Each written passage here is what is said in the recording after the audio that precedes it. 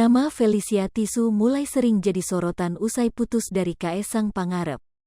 Diketahui Felicia Tisu mengaku ditinggalkan Kaesang Pangarep tanpa kejelasan. Bahkan drama putusnya hubungan Felicia Tisu dengan Kaesang sampai heboh di media sosial. Meski begitu, lama-kelamaan Felicia Tisu mengikhlaskan kepergian Kaesang. Perlahan Felicia Tisu kembali aktif di media sosial seperti Instagram. Tak sedikit unggahannya menarik untuk disorot.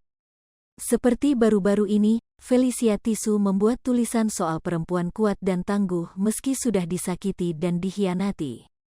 Menurut Felicia Tisu, perempuan itu memang dilahirkan untuk tetap bersinar.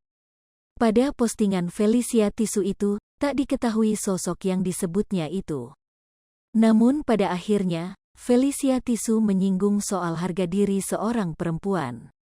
Oops, setelah semua yang telah kamu lakukan, pengkhianatan, kepalsuan, untuk mencuri apa yang dia miliki. Tetapi kamu masih merasa kosong dan bertanya-tanya mengapa dia tidak hancur? Ya itu mudah, tulis Felicia Tisu pada akun Instagram. Itu karena bukan apa yang dia miliki yang membuatnya bersinar. Melainkan karena dia dilahirkan seperti itu sehingga kamu tidak akan pernah memiliki dan mengerti.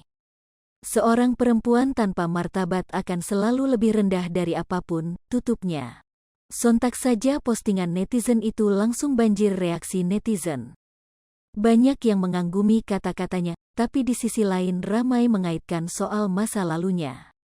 Tak ayal, Felicia Tisu langsung meradang melihat komentar nyinyir netizen. Heran aku sama orang yang masih saja komen, move on, lupakan. Lah emangnya saya gak boleh tulis tentang wanita, negara, politik, moral. Balas Felicia Tisu melalui Instagram Story, Kamis, tanggal 2 Juni tahun 2022.